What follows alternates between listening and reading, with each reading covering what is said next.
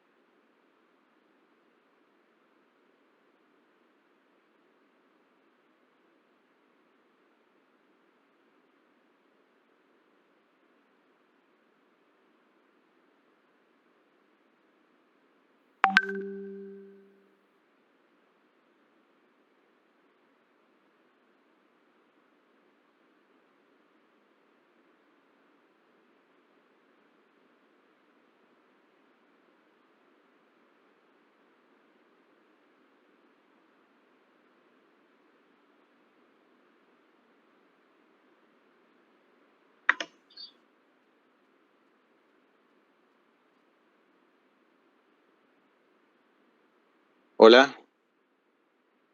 Ah.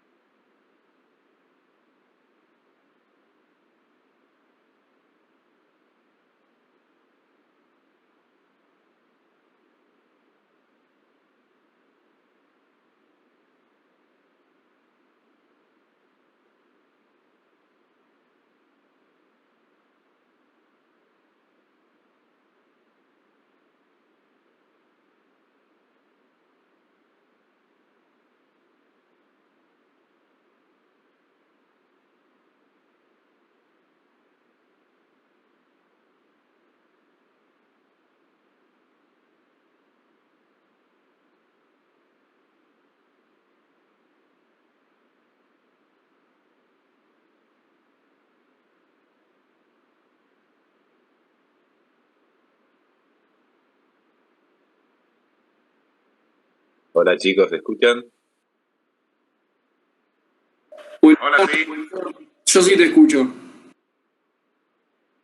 Bueno, ahí Martín está con problemas técnicos, como se imaginarán. Estaba reiniciando su máquina y qué sé yo. Ahora aguardamos unos instantes a ver si se puede conectar. Si no, bueno, les aviso qué hacemos. Dale, no hay problema.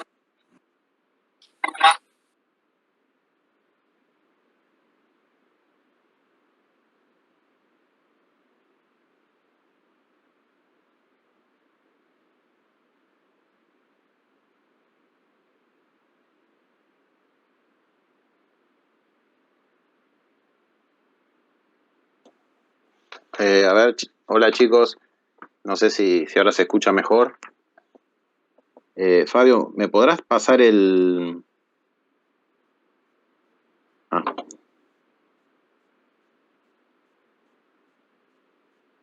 ¿se escucha o no se escucha? Sí, se escucha bien, profe, ahora. Yo te escucho bien, profe. Bueno, voy a ver que si puedo compartir la pantalla.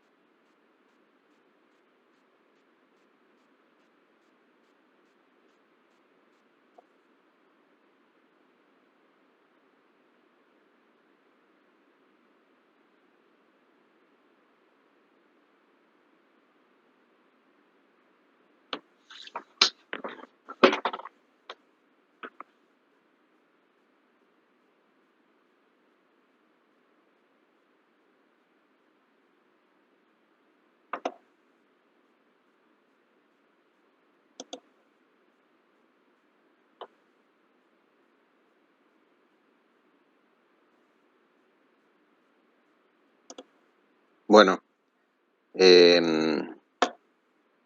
me dicen, por favor, no, la verdad que cambió el formato, no sé qué pasa, está re lenta la máquina y además no tengo acceso acá a los botones para ver el chat ni nada. ¿Se escucha y se ve la presentación? Sí, se ve. Se escucha y se ve performance de motor. Bueno, le damos así, no sé qué pasa, pero si cambió el formato del Webex, pero no logro ver arriba la solapa, no me despliega la solapa para apagar el audio, para ver el chat y demás, no sé, lo único que veo es la presentación. Y bueno, hoy estaba re lenta, por eso la tuve que reiniciar. Bueno, disculpen. Bueno, les decía que mañana, a partir de las 5, van a tener una hora adicional de consulta de práctica para los que tuvieron que rendir el recuperatorio y no pudieron presenciar la práctica pasada, que puedan hacerlo. Igual creo que Matías iba a cargarlo en el campus. Bueno, básicamente, si se deja de escuchar, bueno, si se deja de escuchar no me voy a enterar, Fabio, llámame al celular, porque no veo el chat, así que, o habla en el audio, sí. Bueno, la idea de la clase de hoy es terminar con motores alternativos, y para lo cual vamos a hablar un poco de los rendimientos asociados. Primero vamos a hablar de los rendimientos asociados al proceso de los motores, ¿no? Es decir, básicamente nosotros sabemos que por un lado entra una energía química que trae el combustible, que se calcula básicamente por el poder calorífico que tiene el combustible y por la masa de combustible que entra. Esa es la energía química, el poder calorífico por la masa. Y tengo una energía mecánica en el eje que lo puedo medir mediante un ensayo del motor. En general, se puede definir al rendimiento global del motor como el cociente entre esa energía mecánica que obtengo dividido la energía química del combustible que ingresa. Ese sería el rendimiento global, es decir, el rendimiento total del motor, que como lo hablábamos alguna vez, decimos que anda del orden del 30 y pico %. Entonces,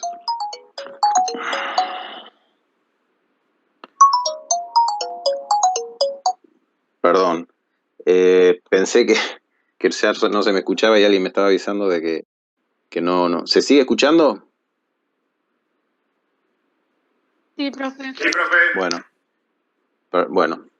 Entonces, les decía que la primera etapa de transformación de la energía química es la conversión de esa energía química justamente en trabajo, digamos.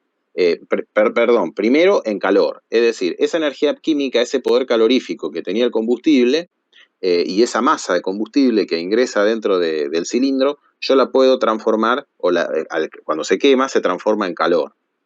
¿Tá? Entonces, lo primero que o que aparece es el rendimiento o eficiencia de la combustión.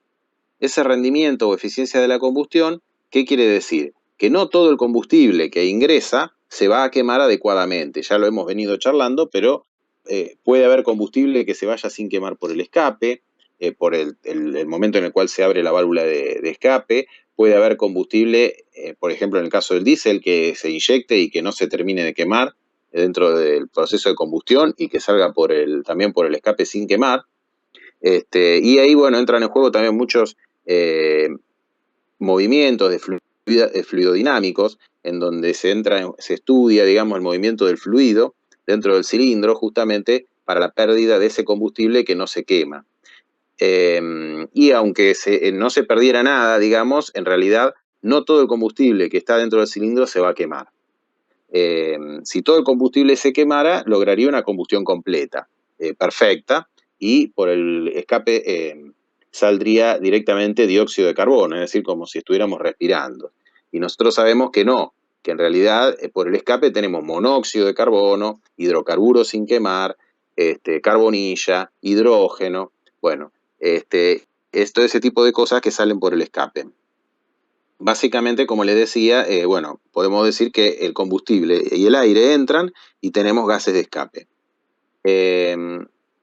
Si yo puedo estudiar cuánto es la variación de entalpía entre los reactivos y los productos de esa reacción química de la combustión, ahí, digamos, está expresado de una forma, es decir, la sumatoria de cada uno de las entalpías cedidas por cada uno de los reactivos menos la sumatoria de las entalpías de cada uno de los productos me da la variación de entalpía entre reactivos y productos, digamos, ¿no?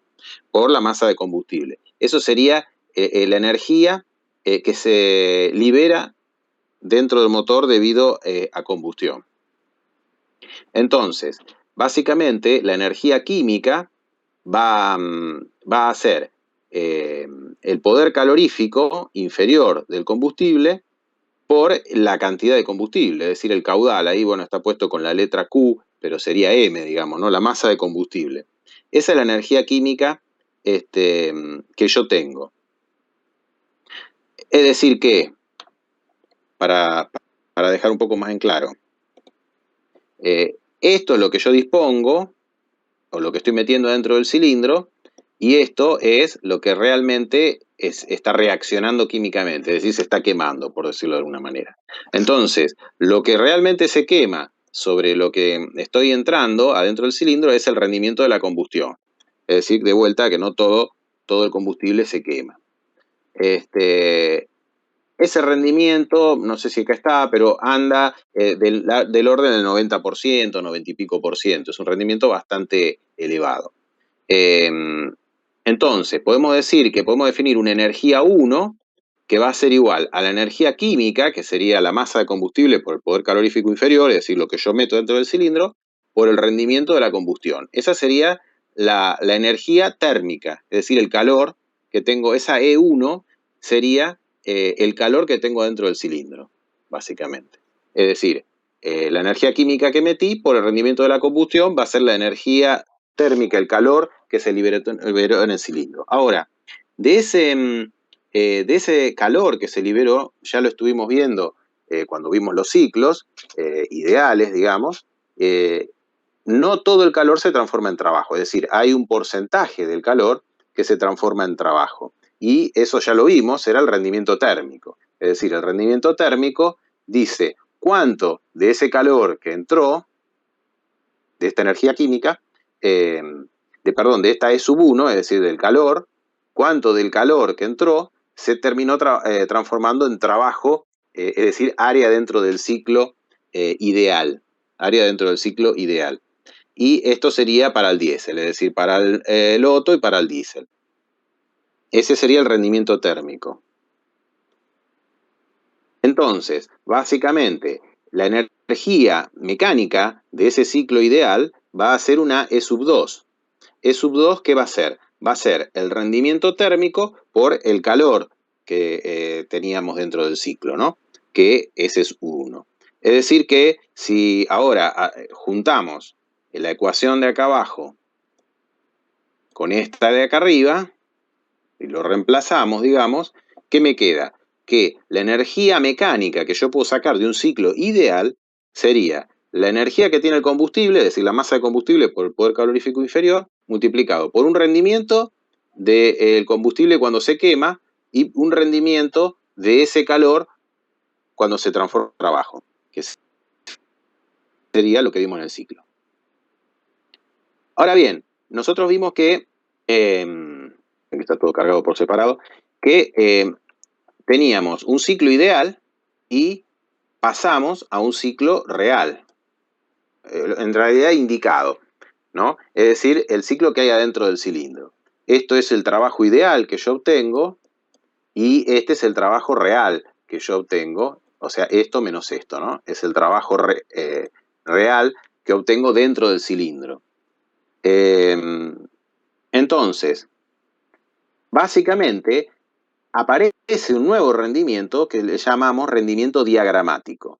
Ese rendimiento diagramático es el rendimiento del diagrama, es decir, cuánto del trabajo que obtenía en el ciclo ideal lo obtengo en el ciclo indicado, es decir, el ciclo dentro del cilindro.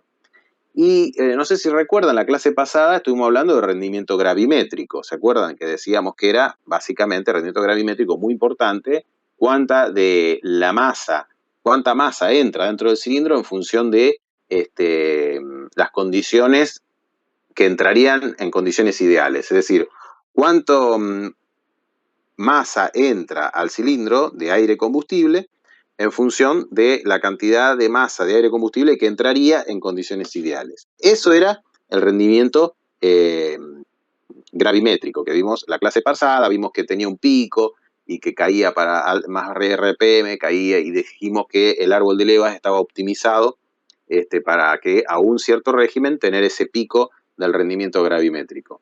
Bueno, ese rendimiento gravimétrico estaría metido adentro de este rendimiento diagramático, de alguna manera, ¿está? Es decir, cuánto del trabajo ideal lo obtengo en trabajo indicado, realmente dentro del cilindro. Entonces, ese rendimiento gravimétrico, que me va a tener en cuenta cuándo abren las válvulas, cuándo cierran las válvulas, cuándo salta la chispa, etc., es el pasaje del ciclo ideal al ciclo indicado. Bueno, entonces ese rendimiento diagramático, bueno, más de lo mismo, sería pasar del ciclo del ciclo ideal al ciclo indicado. Entonces, nos va a aparecer una energía mecánica 3, que sería el rendimiento diagramático por la energía mecánica que me daba el ciclo ideal. ¿Está? Es decir, la energía, acá estaría mal, en realidad acá sería en el indicado, esto no sería en el real, sería la energía indicada dentro del cilindro es igual al rendimiento diagramático por la energía del ciclo ideal. Entonces, si ahora sabemos que esa energía del ciclo ideal era el rendimiento de la combustión por el rendimiento térmico por la energía química, es decir, todo esto era E ideal, puedo reemplazarlo y llego a que la energía indicada dentro del cilindro, que sería un trabajo, obviamente, trabajo dentro del cilindro, sería la energía química que metí, masa de combustible por poder calorífico inferior, por el rendimiento de la combustión, por el rendimiento térmico y por el rendimiento de diagrama. A todo esto, ese producto de esos tres rendimientos, se lo suele llamar, para abreviarlo, para juntarlo, rendimiento indicado. Es decir, generalmente se le llama rendimiento indicado al producto del rendimiento de la combustión por el rendimiento térmico por el rendimiento del diagrama. Por último, aparece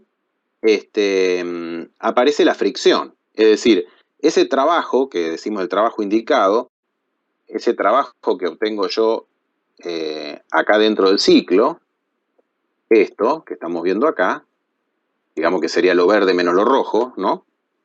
Eso en realidad es en la cabeza del pistón, pero yo después tengo que pasar a través del mecanismo vía la manivela, a través de los cojinetes, la fricción de los aros contra las paredes, básicamente el mover accesorios del motor como la bomba de aceite, la bomba de agua, etc. Por lo tanto, en realidad la energía mecánica que llega al eje que yo puedo aprovechar del motor es aún menor que esa energía indicada. Y esa energía es lo que se le llama la energía real, que como les decía, va a ser la energía indicada menos las pérdidas de fricción. Como acá está esquematizado, más o menos lo que les estaba diciendo recién. Necesito aceite a presión para refrigerar el pistón y lubricar, para lubricar los cojinetes de biela, etcétera. Es decir, que básicamente mover todo este sistema me genera estas pérdidas que hacen que la energía mecánica sea menor a la energía que había acá arriba.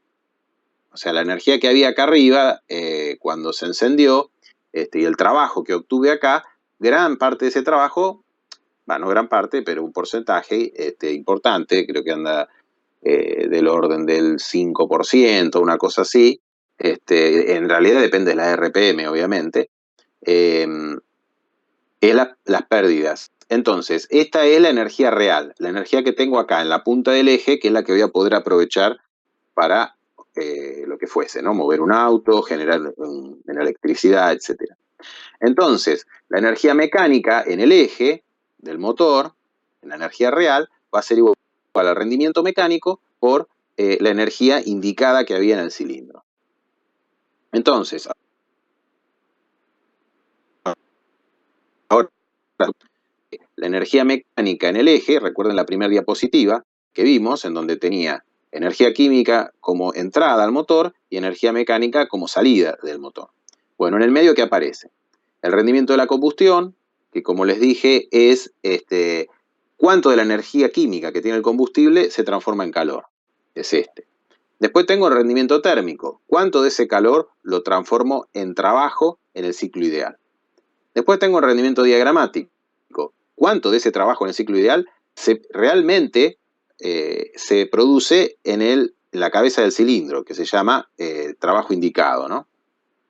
Y después, ¿cuánto de ese trabajo que hay en la cabeza del cilindro logra llegar a el eje del motor por las pérdidas en lubricación, etcétera, el rendimiento mecánico? Como estos tres les dijimos que se suelen llamar rendimiento indicado, también lo puedo expresar como el rendimiento indicado por el rendimiento mecánico. Y esa sería la forma de expresar la cadena, llamémosle, de rendimiento. Esto es el rendimiento total del motor.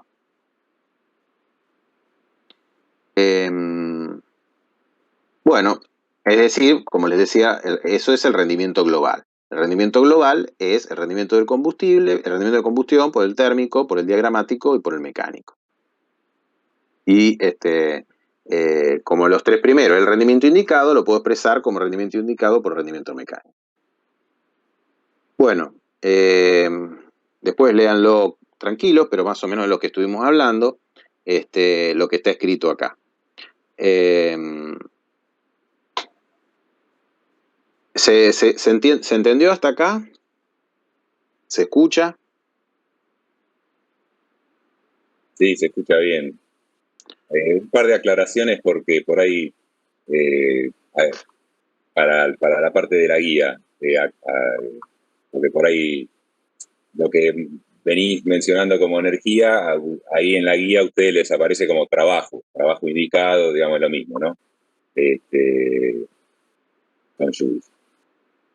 Y después, dentro del digamos, parte de las pérdidas mecánicas son el ciclo de bombeo. El ciclo de bombeo entra en las pérdidas mecánicas, está incluido en ese rendimiento mecánico.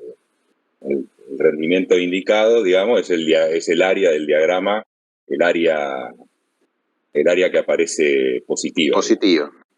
La área negativa es parte de las pérdidas mecánicas. Está bien. Bueno, gracias. ¿Algo más, Fabio? No, eso, porque por ahí Bien. en Sí. la guía les aparece por ahí como dato trabajo indicado o potencia indicada. Bueno, es lo mismo, ¿no es cierto? Para unir un poco la terminología, digo, como venía apareciendo la E, en la guía les va a aparecer por ahí L, indicado, trabajo indicado, bueno, es lo mismo. Nada más. Bien. Chicos, ¿se entendió?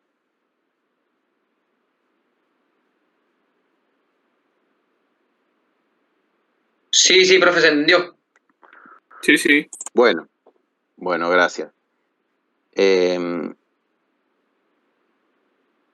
Bueno, ahora pasamos a otra parte, digamos, esto es el rendimiento, ¿no? En definitiva, vimos cuánto de la energía del combustible se transforma en trabajo en el eje. Entonces, hablando justamente del trabajo, vamos a ver qué son lo que se conoce usualmente como la performance del motor o las curvas características. Bueno, esto es lo que uno obtiene de un ensayo. Ya acá no puedo hacer cálculos, digamos, sino que tengo que tomar el motor, ponerlo de alguna manera en un banco de ensayos, ensayarlo y obtengo curvas características o curvas de performance, que son las curvas que el fabricante después les va a entregar a ustedes clientes, ya sea del motor que está equipado en un automóvil o de un motor de uso agrícola o de uso industrial que ustedes van a comprar para impulsar una bomba, impulsar un grupo electrógeno o para una planta fabril o lo que fuese, o impulsar un tractor porque están fabricando tractores. Entonces, el fabricante del motor les va a dar las curvas de performance o de vuelta curvas características que marcan cualidades de ese motor. En general, bueno, las curvas se obtienen en ensayos a plena carga, es decir, el motor está acelerado con el acelerador a pleno, es decir, en un Otto la mariposa abierta al 100%, y en el caso de un diésel, inyectando el máximo cantidad de combustible, es decir, esa relación de inyección que habíamos visto, B3 menos B2 o algo así, no me acuerdo qué número subíndice le habíamos puesto, pero al máximo. Eso es lo que se hace en un banco de pruebas. Ahora vamos a ver cuáles son las curvas y demás. Entonces,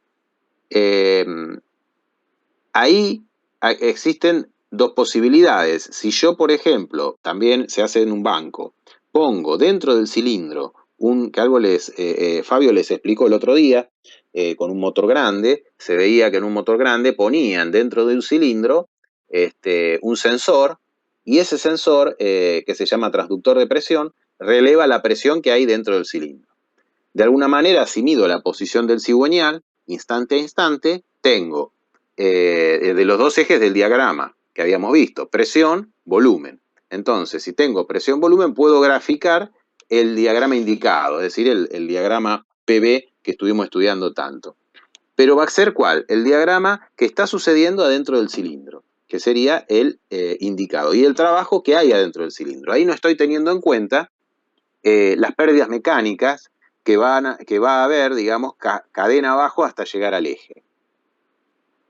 Es decir, que si quisiera obtener el diagrama real del motor, no el indicado, lo que tengo que hacer a ese diagrama indicado que obtengo dentro del cilindro, tener en cuenta las pérdidas mecánicas, que sí las puedo medir en el ensayo.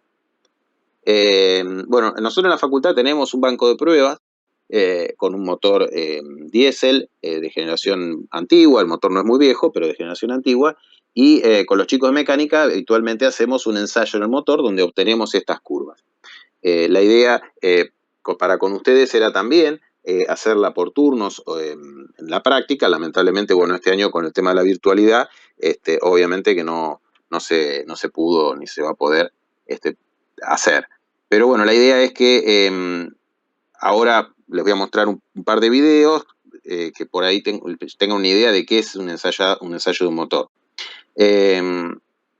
Básicamente en el ensayo, cuando yo hago un ensayo del motor, en realidad lo que el sistema mide, más allá de que con las computadoras y demás directamente en un display veo la potencia o veo el par motor, cupla, torque, digamos, son todos sinónimos. Par motor, cupla, torque, los tres son sinónimos. Si yo hoy por hoy con la tecnología directamente veo en un display todas esas variables, potencia, par motor, puedo estar viendo el consumo del motor, etcétera. Pero ¿de dónde sale eso? En realidad el banco lo que mide es el par, es decir, la cupla, de vuelta, par, cupla, torque, que está haciendo el motor. Eso lo que está midiendo lo deben multiplicar por la velocidad en radianes por segundo y dividido por 75 si quieren pasar, esto está en kilográmetros, para obtener la potencia. Potencia es trabajo por unidad de tiempo, ¿no? En CB. Si fuera otra unidad que quieren obtener, perdón, este valor de acá abajo sería distinto, digamos. En general, obviamente ustedes lo van a medir en radianes por segundo. Digamos, ustedes que miden, el cuentavuelta del auto miden RPM, revoluciones por minuto. Entonces, bueno, se pasa de radianes por segundo a revoluciones por minuto y la ecuación queda de esta forma, que es la ecuación que se utiliza habitualmente, ¿no? Es decir, la potencia en CB va a ser el momento torsor por N sobre una constante que es 716,2. Es decir, el momento torsor medido en kilográmetros de par, multiplicado por las RPM, las revoluciones por minuto, y dividido por esa constante, me da directamente la potencia que está entregando el motor en CB. Si lo quiero en otras unidades, obviamente acá aparecerá otra constante o después hago el pase de unidades, ¿no? HP, kilowatt, como quieran, cualquier otra unidad de potencia, digamos. Pero de vuelta, en el ensayo, yo lo que mido en realidad es el momento torsor. Acá hay un par de videos que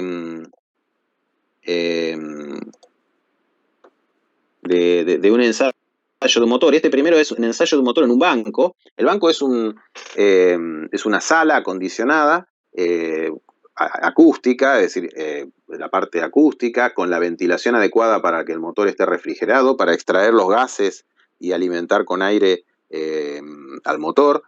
En general tiene un doble vidriado para el operador que esté resguardado si hay cualquier percance, y el operador tiene acceso a la computadora, a los sistemas de adquisición, bueno, para el ensayo en sí del motor. Que como les decía, eso nosotros en la facultad tenemos un banco.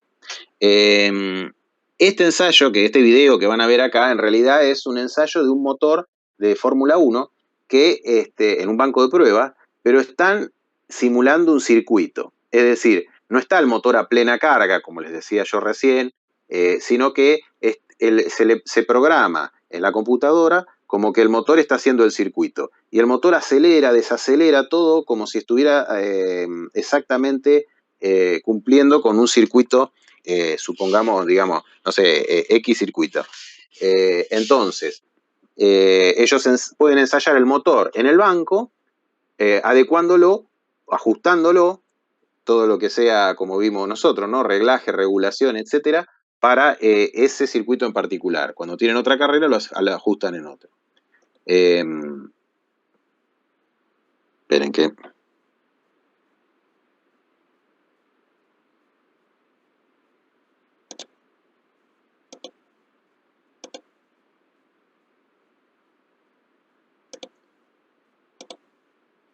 No recuerdo cómo volver al...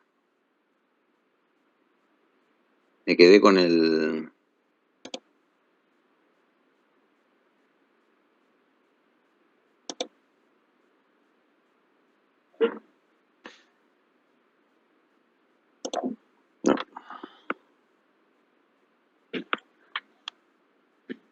Ahí está. Bueno, ahí lo logré. Ahora vamos a ver el video. Esperen que el audio, si no, no lo van a escuchar.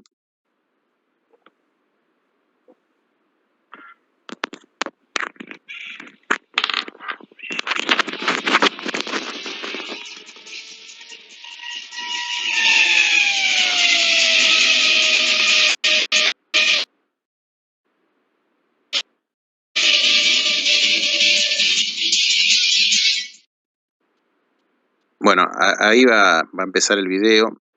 Fíjense, ese es el banco de ensayos. Ahí está el motor.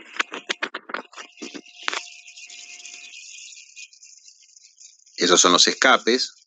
Y ese es el vidrio que les decía, que se puede, donde está el motor, separado de donde están los ingenieros, digamos, los operadores del banco.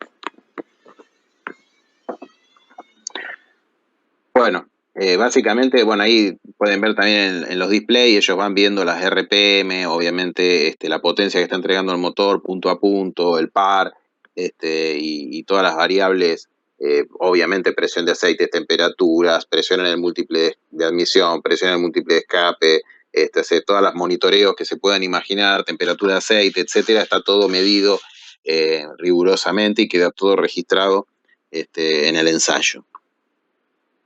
Y acá hay otro tipo de banco que es bastante utilizado cuando yo quiero medir la potencia de un automóvil sin tener que desarmar el auto, que es un banco de rodillos. El principio de funcionamiento es bastante diferente.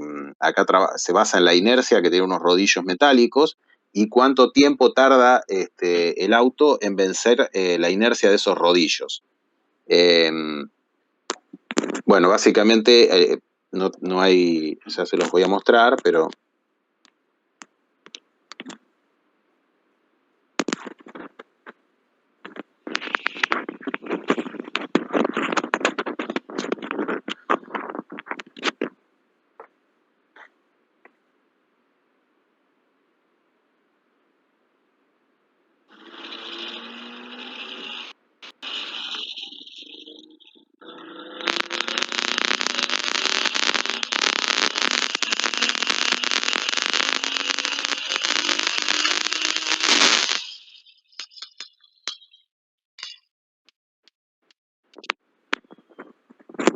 Bueno, no es lo deseable lo que pasó, digamos, lo que pasó ahí que explotó el motor, básicamente. Este tipo de ensayos, justamente como lo que mide es la inercia, el tiempo que tarda en vencer la inercia del rodillo, es acelerar el motor a fondo en un dado cambio, por ejemplo en cuarta, y llegar hasta el máximo de RPM. Y el tiempo que tarda en acelerar va a depender de la potencia. Si el tiempo es menor, quiere decir que la potencia del motor que estoy ensayando es mayor.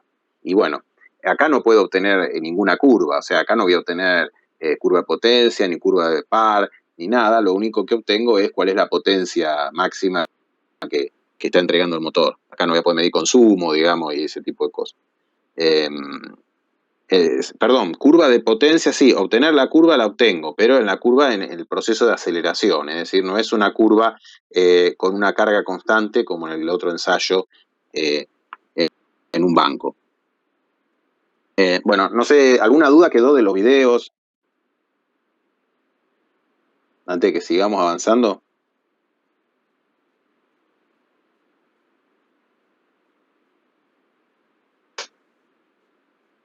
Chicos.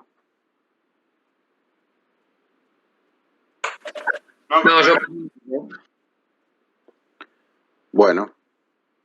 Dale, ahí aviso. Bueno, entonces, yo recién vimos cómo podía obtener la potencia en función de el par, es decir, la potencia era igual al momento torsor o par motor por el número de RPM sobre 716,2.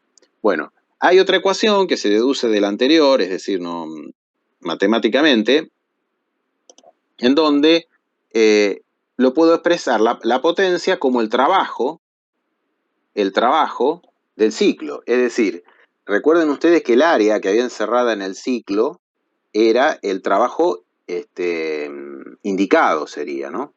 Y, a ver, o sea, recuerden ustedes que si yo tengo un ciclo, digamos, va a salir cualquier cosa, pero si tengo una cosa así, como el ciclo, ¿no? Recuerden ustedes que esto era el trabajo que me daba el ciclo, ¿no? Lo que está acá adentro. Entonces, había, si yo agarraba y el área que estaba acá adentro lo representaba como un cuadrado, como un rectángulo, mejor dicho, donde esto era el volumen de cilindrada y esto de acá hasta acá era una presión promedio. Se llamaba presión media indicada. ¿Por qué indicada? Porque era del diagrama indicado, es decir, el que sacaba dentro del cilindro, ¿se acuerdan? Bueno, hay otra presión media que va a ser la presión media efectiva, es decir, la presión media, ¿cuál sería el valor de la presión media del trabajo del ciclo que yo tengo directamente en el eje? ¿Está?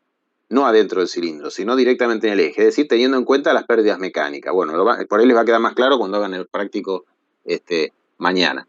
Pero eso es la presión media efectiva, que sería, ¿cuál es el valor de la presión promedio que tendría que tener el ciclo para obtener una cierta cantidad de trabajo en el eje? Dado que esa presión media efectiva por el volumen de cilindrada, presión por volumen me da trabajo. Por el número de vueltas sobre 225 y sobre un valor H que es función de si el motor es 4 tiempos o si el motor es 2 tiempos. Es decir, si el motor es 4 tiempos, SH vale 4, y si el motor es 2 tiempos, SH vale 2. Básicamente, ¿por qué? Porque si el motor es 2 tiempos, cada una vuelta tengo una carrera útil, y si el motor es 4 tiempos, solo cada 2 vueltas tengo una carrera útil. De ahí aparece S4 o S2 para acá abajo. Bueno, esta era la ecuación que ya vimos, ¿no? Potencia igual a momento torsor por n sobre 716,2. Y bueno, y después trabajando con las ecuaciones puedo llegar a distintas formas de expresar lo mismo. No tiene ningún secreto, digamos.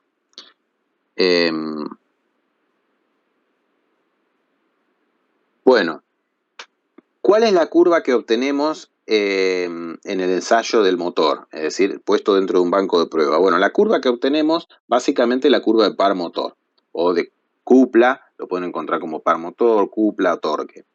En donde vamos a tener unas n mínimas y unas n máximas.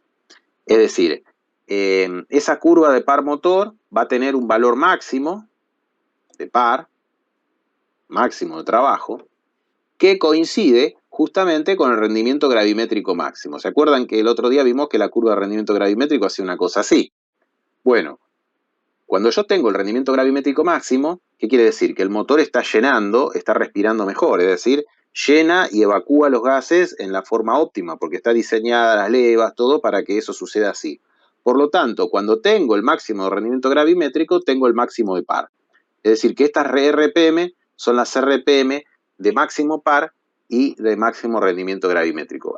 El otro día hubo una pregunta, alguien me preguntó si quisieran, por ejemplo, que el motor consuma menos, que ande óptimo, con mejor rendimiento, y sí, la idea es que el motor debería funcionar en este lugar. Es decir, ustedes tendrían que leer la curva de par máximo, de par motor, seguida por el fabricante o en los automóviles lo pueden sacar de las revistas, y tendrían que funcionar a estas RPM para que el motor esté con el mejor rendimiento, con el menor consumo, etc.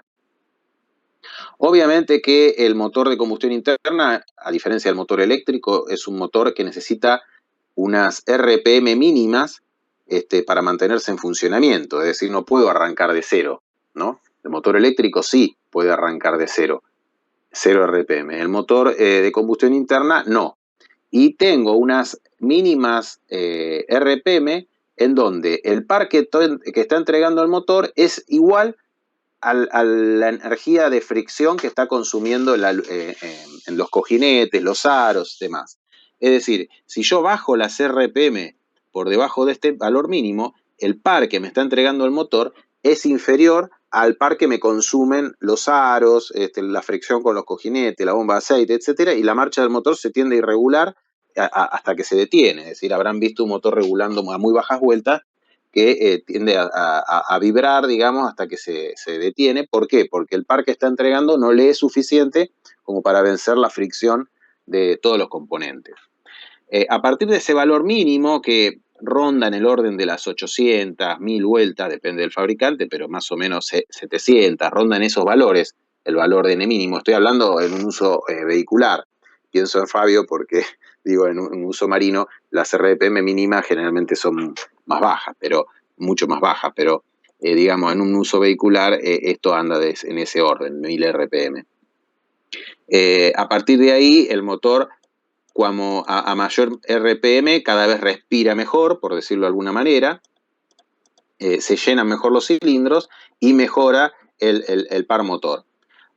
Ahora, después, a partir de acá, el rendimiento gravimétrico empieza a empeorar y el par motor empieza a decaer nuevamente hasta llegar a un valor donde ya después la integridad del motor, por una cuestión mecánica, no la supera. Es decir, a altas RPM hay fuerzas de inercia muy grandes, con lo cual el motor ya no es seguro que funcione y llega al corte. Los motores actuales tienen un corte electrónico en donde se corta el encendido para que no supere ese valor de RPM.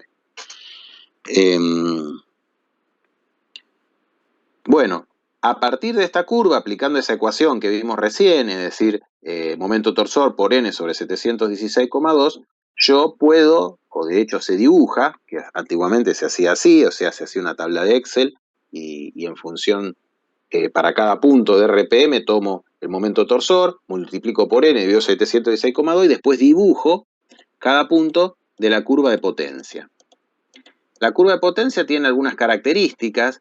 Es decir, si yo trazo una línea, una ordenada al origen, el punto en donde la curva de potencia se toca, es decir, asíntota con esta ordenada acá al origen, coincide con el momento torsor máximo. Es decir, acá es donde está el momento torsor máximo, justo en ese punto.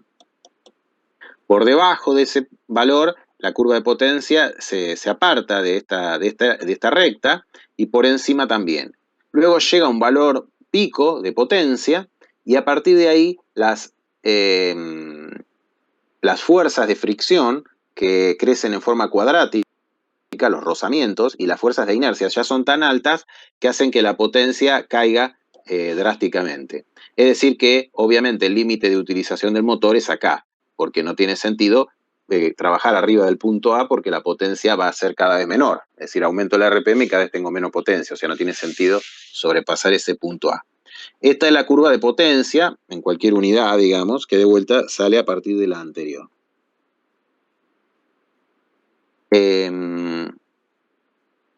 Bueno, leemos un poco, hay algunos comentarios. Para cada motor existe una velocidad de rotación cuyo valor depende de las características constructivas. Bueno, lo que les decía recién, es decir, hay una cierta RPM en donde el rendimiento gravimétrico es máximo,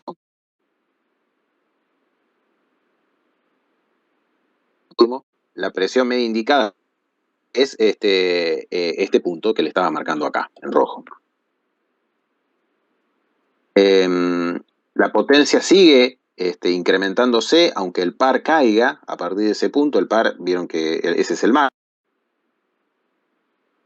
Como crecen las RPM, y la potencia es el producto del par por las RPM, la potencia sigue creciendo. Es decir, el par va cayendo, pero como las RPM crecen, y la potencia es el producto de los dos, la potencia sigue creciendo, desde este punto hasta el valor máximo que es en A.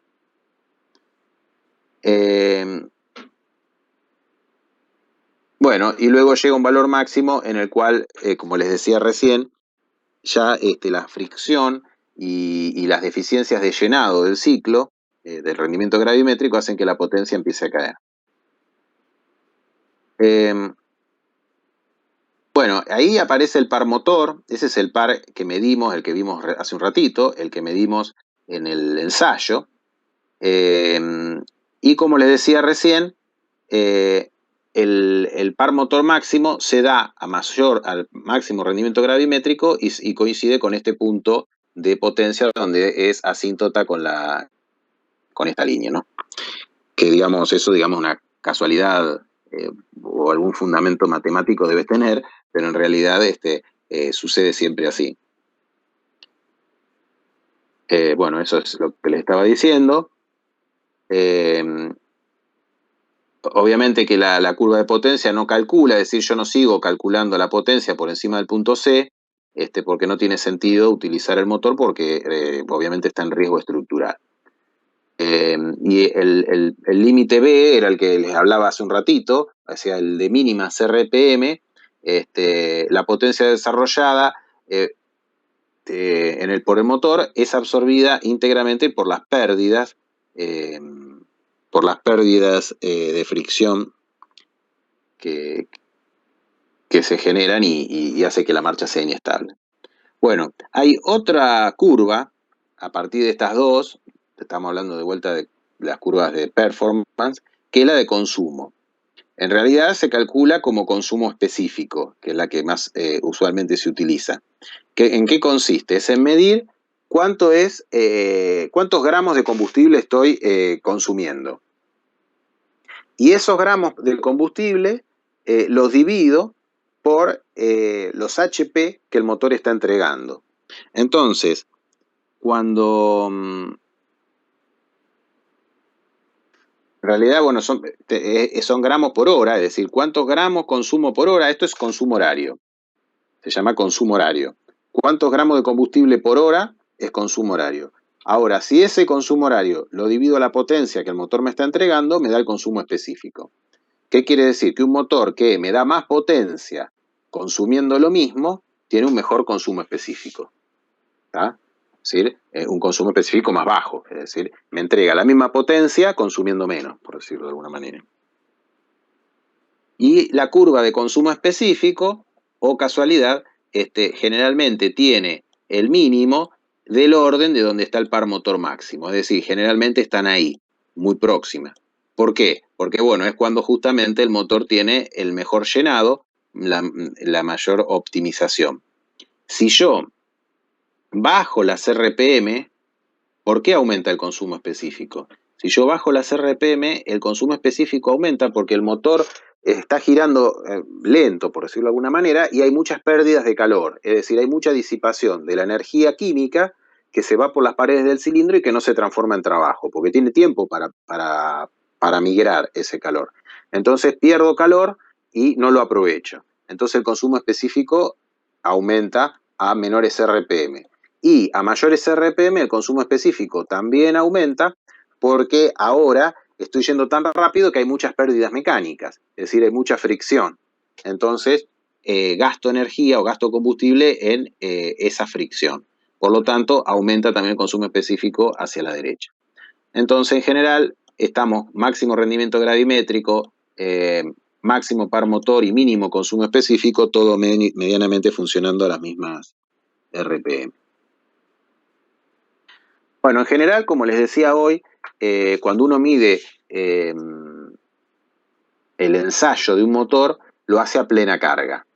Es decir, acelerado a fondo, ya sea un motor Otto, la mariposa plenamente abierta, o motor diésel, la bomba inyectora al máximo, y obtengo la curva de plena carga, se llama, ¿no? Carga 100%. ¿Cómo obtengo las curvas de acelerador parcializado? Bueno, en realidad no es que ensayo el motor con el acelerador un poquitito más cerrado, o sea, la mariposa más cerrada, sino directamente hago los porcentajes. Es decir, el 90% calculo. ¿Cuánto es el 90%? A estas RPM, por ejemplo, bueno, me salió cualquier cosa. ¿Cuánto es el 90% de la potencia a estas RPM? Me da este valor. ¿Cuánto es el 90% de la potencia a estas RPM? Me da este otro valor. Y luego trazo la curva de acelerador parcializado al 90%. Lo mismo hago con el 80, el 70, el 60. Es decir que las curvas de acelerador parcializado no se ensayan, sino que se calculan, por decirlo de alguna manera, en función de la de plena carga. Es decir, ¿qué estaríamos diciendo? Que este motor tendría la mariposa medianamente cerrada o la bomba inyectora inyectando menos cantidad de combustible y por ende, si pensamos de vuelta en el ciclo que habíamos dibujado, voy a obtener un ciclo más flaco. Un ciclo más flaco en donde me va a entregar menos trabajo y por ende menos potencia. Si yo acelero o abro la bomba inyectora, el ciclo se va a hacer más gordo, por decirlo de alguna manera, y me va a entregar más cantidad de trabajo. Como me entrega más cantidad de trabajo, aumenta el par motor y aumenta obviamente la potencia.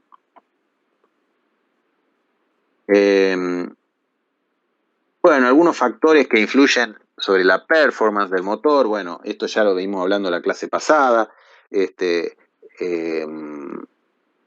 la carga en sí, es decir, las paredes, los conductos ceden calor a la carga, es decir, en el motor real la mezcla de aire y combustible, o el aire, en el caso de que sea diésel, cuando pasa por el filtro y pasa por todos los conductos, atraviesa por la válvula, todo eso está a 80 grados, 70 grados, por lo tanto, se calienta. Al calentarse, bueno, ustedes ahora, ¿quiénes mejores para decir de que varía la densidad, que la densidad básicamente disminuye, o sea que aumenta el volumen específico de ese aire y entra menos masa. Al entrar menos masa, cae el rendimiento gravimétrico.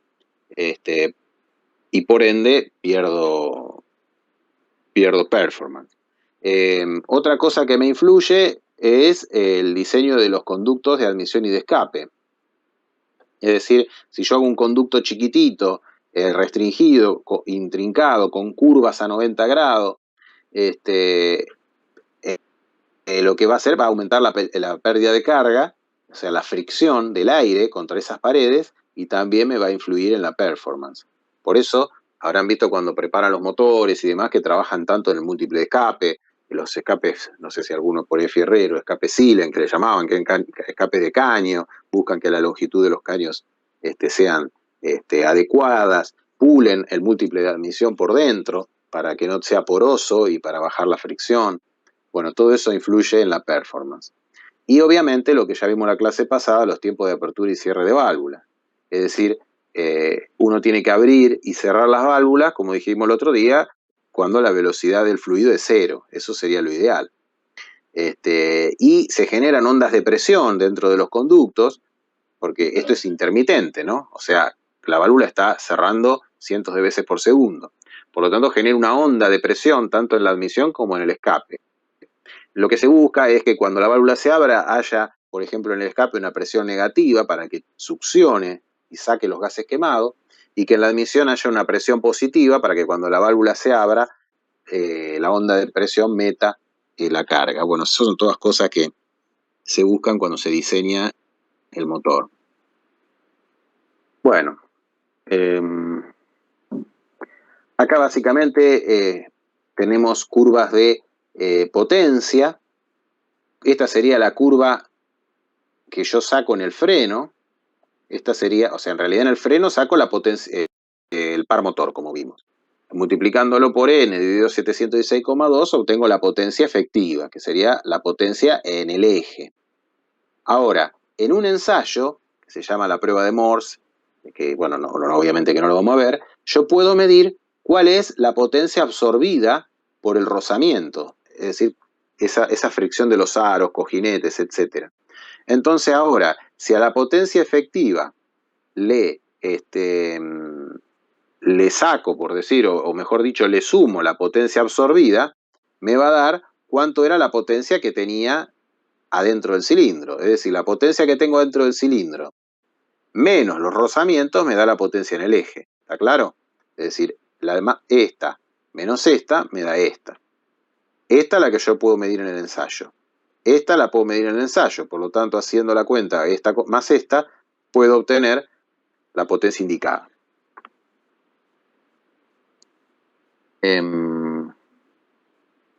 Bueno, a veces también se pueden dibujar las presiones medias, ese valor de presión media, ¿se acuerdan que estuvimos hablando? Es decir, que tal que multiplicado por volumen de cilindrada me da el trabajo. Bueno, podría dibujar cómo varía la presión media indicada y la presión media efectiva con las RPM.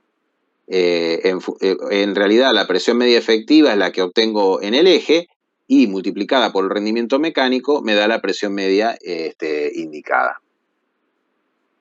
¿Está? O mejor dicho, dividido. O sea, la presión media efectiva dividido el rendimiento mecánico me da la presión media indicada.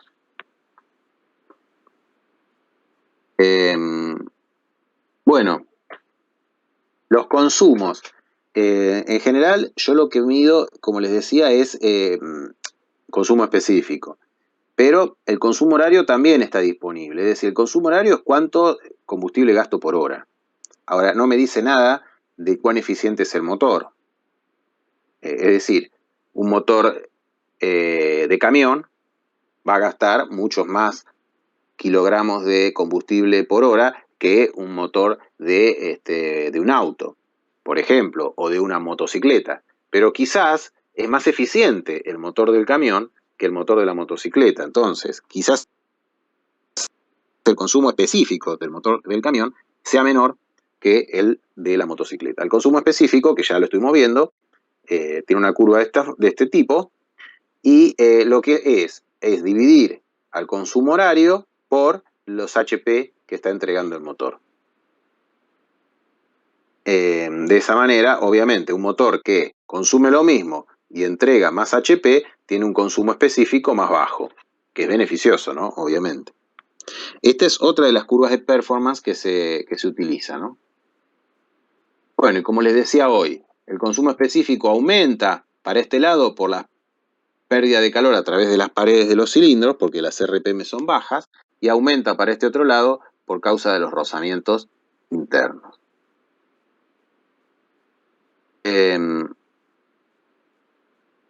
Bueno, esto es básicamente cómo influye el consumo específico con la posición de la mariposa, ¿no? Por ahí, o sea, básicamente cuando voy a plena carga, la mariposa está totalmente abierta, por lo cual en un motor Otto, ¿no? Hay bajas pérdidas por bombeo. Entonces, al ser bajas las pérdidas por bombeo, el consumo específico se disminuye. Cuando empiezo a cerrar la mariposa, por lo tanto, estoy en posiciones de acelerador parcializado, la mariposa está cerrada, aumentan las pérdidas por bombeo y por lo tanto también aumenta ese consumo específico. Es decir que de esta conclusión que podemos sacar, el motor Otto es más eficiente cuando va a plena carga, es decir, a fondo. No quiere decir que va a gastar menos, va a gastar menos por cada HP que le está entregando, es decir, es más eficiente. El motor Otto, ¿no?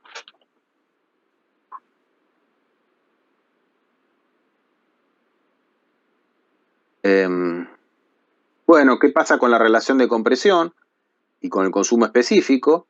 En general, cuando aumenta la relación de compresión, disminuye el consumo específico, y es por eso que los motores diésel, como tienen una relación de compresión casi el doble que los motores Otto, tienen un consumo específico bastante más bajo. Es decir que los gramos de combustible por cada HP que entrega un motor diésel es menos que lo que consume un motor Otto. ¿Por qué? Porque tiene una relación de compresión más alta.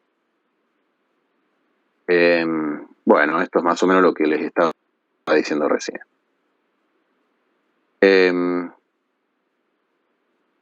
Bueno, y ahora para último, para ir terminando, a veces no bastan con estas variables, que son potencia, torque y consumo específico, con estas tres curvas. A veces es necesario tener más datos de los motores. Y hay otras cosas, muchas otras que se utilizan para comparar motores. Algunas, por ejemplo, pueden ser VMEP, que, o sea, de las siglas en inglés, es la presión media efectiva al freno, sería la presión media efectiva medida con un freno dinamométrico, el consumo específico de combustible al freno, es decir, el consumo de combustible de vuelta medido en un banco de ensayo. Esas son más o menos las que estuvimos viendo. Una variable que no vimos, pero la velocidad media del pistón. Ahora vamos a ver una diapositiva. La carga térmica, que es la potencia sobre el área del pistón. Entonces, la velocidad media del pistón se calcula como la carrera por el número de o sea, la carrera en milímetros por el número de RPMs sobre 30. Y esa es la velocidad media del pistón. Es interesante medir cuál es la velocidad media del pistón en un motor de gran tamaño, de gran volumen de cilindrada, y cuál es la velocidad media del pistón en un motor más pequeño. En general, obviamente, cuando yo aumento la velocidad del pistón, la velocidad de los gases también va a aumentar, y por lo tanto el rendimiento gravimétrico va a caer, porque va a ser más difícil meter y sacar los gases, ¿no? Bueno, ahí lo dice, aumenta la velocidad media del pistón, entonces aumenta la velocidad media de los gases, produciendo aumento en la pérdida de carga y disminuyendo la presión de entrada, que baja la masa de aire que ingresa y por lo tanto disminuye el rendimiento gravimétrico. Bueno, también se puede establecer cómo influiría la velocidad media del pistón sobre el rendimiento mecánico. Obviamente que si yo aumento la velocidad media del pistón, va a haber mayor fricción, mayor rozamiento, digamos, ¿no? Porque la fricción va con el cuadrado de la velocidad. Por lo tanto, disminuye el rendimiento mecánico, aumentan las pérdidas por fricción. Pero hay una buena, que al aumentar la velocidad media del pistón, el calor que yo pierdo por las paredes de los cilindros, como el pistón va más rápido y menos tiempo, es menor, que es lo que hablábamos hoy cuando vimos lo del consumo específico. Bueno, acá están los rendimientos, que ya los estuvimos viendo. El rendimiento indicado sería la potencia indicada sobre el consumo de combustible, y el rendimiento efectivo sería la potencia efectiva sobre el consumo de combustible. Y el rendimiento mecánico, como también ya lo estuvimos viendo, es la relación entre la potencia dentro del cilindro y la potencia en el eje. Y eso lo podemos ver con potencia, lo podemos ver con presiones medias o con cocientes de rendimiento.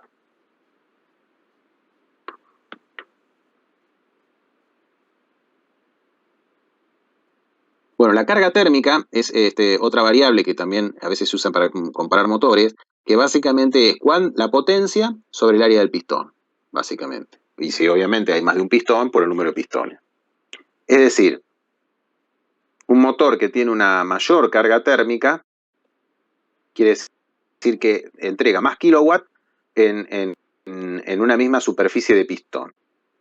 ¿Qué quiere decir? Básicamente es un motor de mayor tecnología, un motor de mayor exigencia, de mejores materiales, más desarrollado, un motor de mayor carga térmica y seguramente un motor que está también más al riesgo, más al límite, ¿no? Bueno, esta es la forma de calcular la carga térmica, ¿no? En función de, comparándolo con la presión media efectiva y la velocidad media del pistón. Bueno, ahí hay otra variable que la pasé medio rápido, pero también es importante, que es la relación carrera-diámetro. está muy acá puesta, no sé si más adelante la vuelvo a aclarar, pero también otra variable que se mide, creo que está un poco en unas diapositivas más, es la relación entre la carrera del pistón y el diámetro.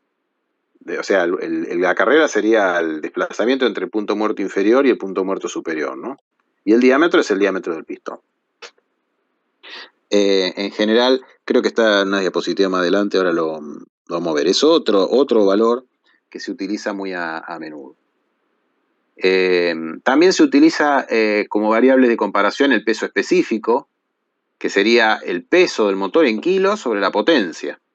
Es decir, un motor más liviano que entrega la misma potencia tiene un peso específico más bajo.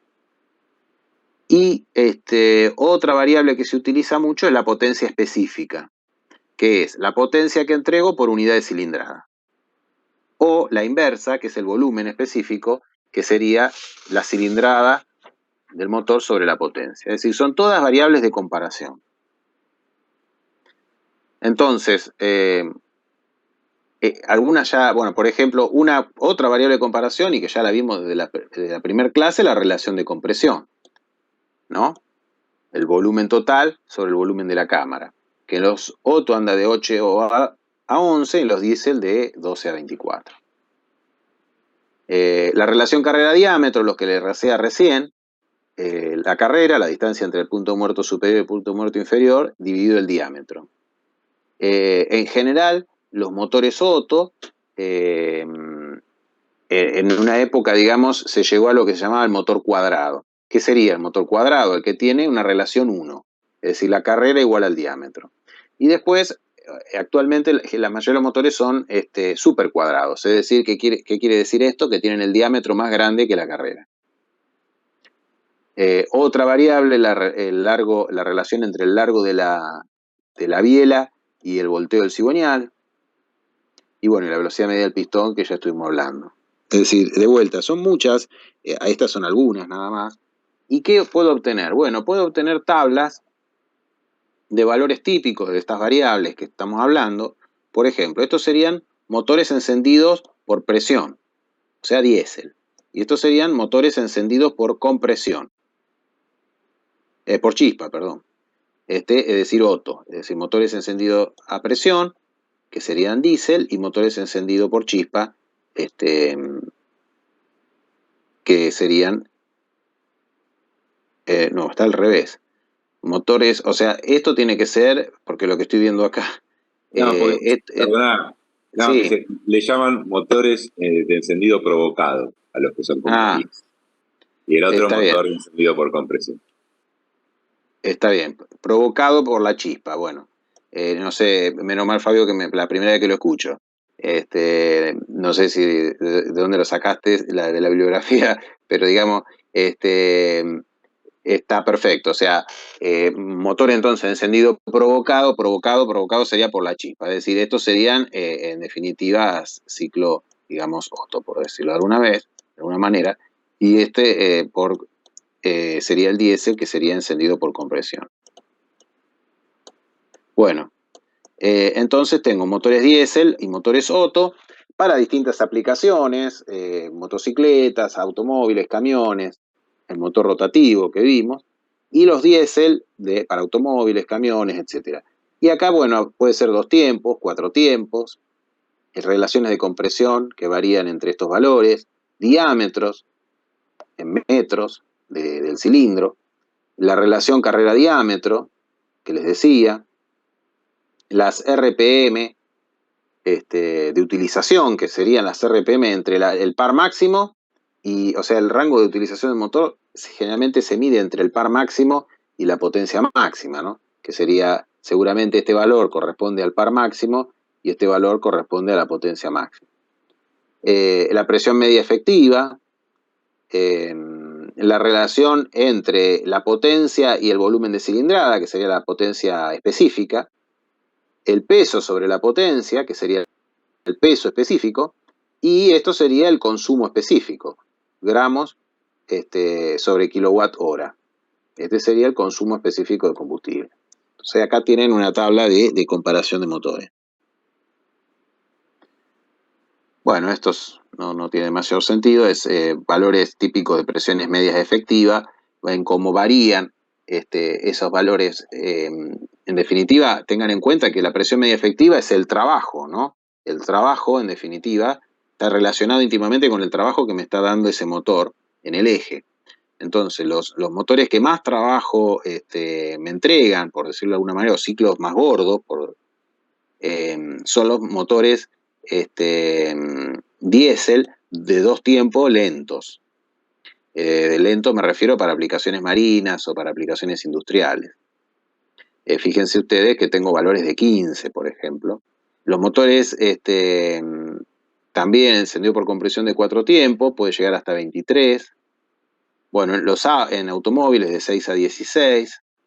Y después por chispa, en general, los valores de presión media efectiva en general son los más bajos. No sé, acá, bueno, tiene un valor de 25, pero en general el otro tiene presiones media efectivas más bajas que el diésel.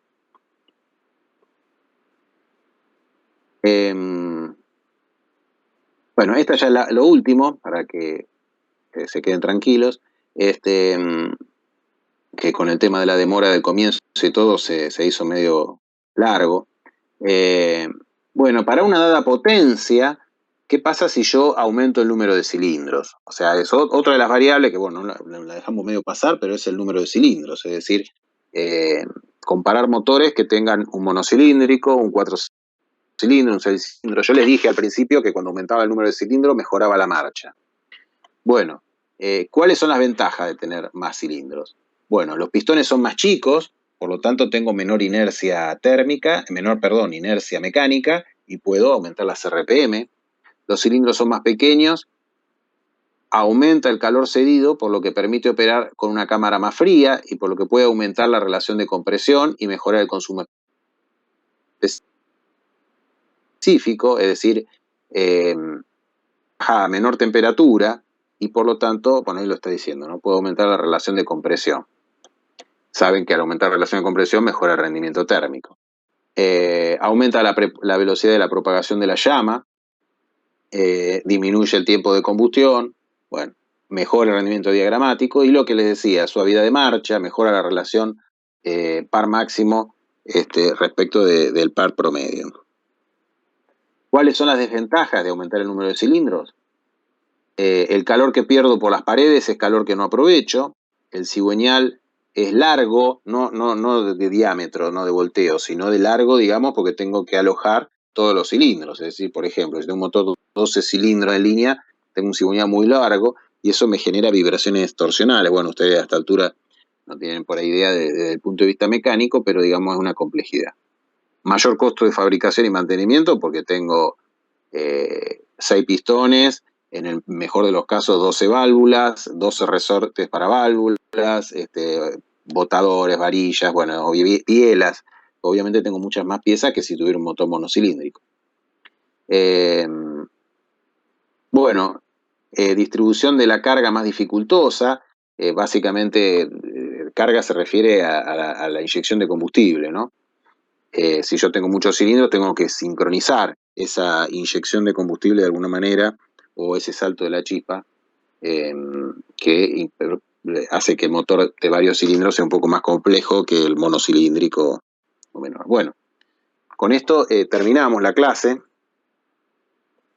Les pido disculpas por lo que pasó al principio, pero bueno, no, la verdad que todavía no sé qué es lo que sucedió. Y les recuerdo mañana, entonces, que a las 5 pueden hacer consultas también de la guía, así tienen tiempo para hacer consulta de la práctica anterior. Y no sé si, bueno, si ahora tienen alguna duda de lo que estuvimos, de todo lo que vimos. ¿Les quedó algo en el tintero? Qué frase vieja, ¿no? Profe, yo te iba a preguntar si viste la diapositiva que había un gráfico, creo que era de par motor, y como que ibas pasando las diapositivas, iban apareciendo diferentes textos. Sí. En lo que subiste vos, aparece solo un gráfico y todo junto así. Claro, sí, sale así, sí, porque hice un PDF de esto. Ah, bueno, está bien. Bueno, después trato de editarlo voy a armar, en vez de una que esté todo compactado con animación, le saco la animación y armo las 4 o 5 diapositivas que se repitan y lo vuelvo a subir si quieren, Bueno, gracias. para que se pueda leer el texto.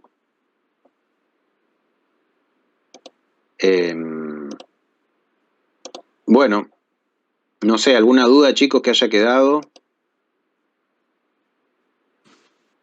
Profe, yo te quería hacer una consulta, pero del tema de la habilitación. Te quería Sí. preguntar si el promedio de las notas es en general entre las 4 notas o si se promedia la parte teórica del primer parcial con la teórica del segundo y la práctica del primero con la del segundo. Sí, no sé por qué se han complicado tanto con el tema porque digamos, hemos recibido varias consultas, por eso te digo, pero yo creo que estaba bastante claro en el cronograma. Igual no tengo ningún problema en repetirlo 1000 veces y tratar de aclarárselos. La idea es así.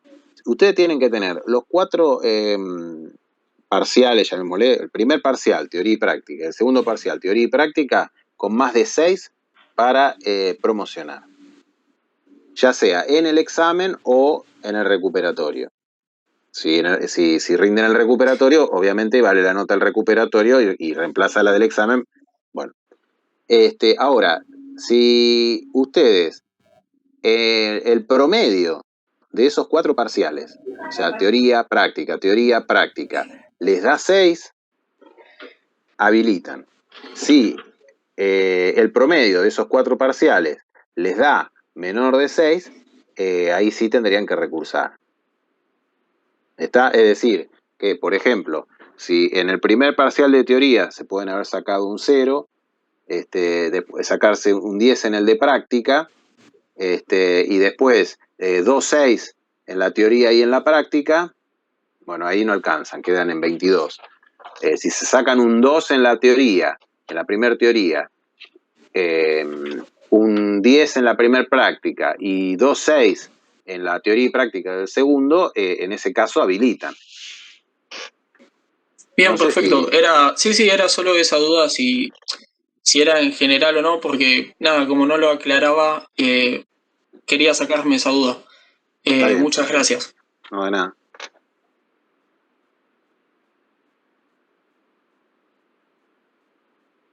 Profe, yo le iba a preguntar algo Sí. que me quedó ahí medio con duda. Sí. En la diapositiva que pasó, ahí ya llegando al final donde pasó la potencia media efectiva de los tipos de la clase de auto que tiene y las presiones que manejan, Sí. me pareció raro que en un auto de turismo o carreras tenga menor presión que en un camión no, porque seguramente andaban diésel, pero en los que son más tranquilos. Y eso me salió de que Sí. usted había dicho que el combustible que manejan los de carreras manejan combustibles con mayor octanaje, entonces aguantan presiones más altas, supuestamente, el combustible. Sin que Sí, se vos decís volatilice. sin que se detone. Lo que pasa es que, por eso, esos valores son valores el rango de valores es un rango de valores muy amplio que da ahí, digamos. Hay que tener en cuenta, ahí no sé si están hablando por ahí, quizás están comparando motores turbocomprimidos con motores aspirados. Si el motor es turbocomprimido, obviamente van a aumentar los valores de las presiones medias promedio. Y ni hablar si adentro de ese grupo de motores estamos poniendo motores de competición, que ya, como vos decís, están trabajando por ahí con otros combustibles en donde mejoran el índice de octano y el poder antidetonante. Entonces, en ese caso, habría que ver bien de dónde está sacada la fuente, pero sí, podría ser, pero de vuelta, no sabemos si son motores turbocomprimidos, si son motores que están trabajando con otro tipo de combustible o con el mismo. Pero en general, cuando el motor más lento es, como mejora la posibilidad de llenado, porque digamos el cilindro se llena, o sea, el rendimiento gravimétrico va a mejorar siempre, cuando más despacio funciona porque hay menos pérdida de carga, o sea, me voy a aproximar más al ideal de llenar el cilindro. En general las presiones medias aumentan. Por eso que generalmente los motores lentos, motores de barco, motores de locomotora, etcétera, tienen presiones medias efectivas más altas que los motores de turismo, por ejemplo, o de autos. No Claro. sé si aclaró algo o no. Sí. Está bien. Habría que ver el caso en particular y ir viendo, Claro. analizando cuándo sería cada uno y esas cosas. Sí. Muchas gracias.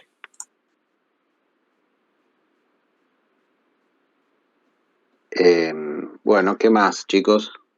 Estoy viendo ahí, había alguna.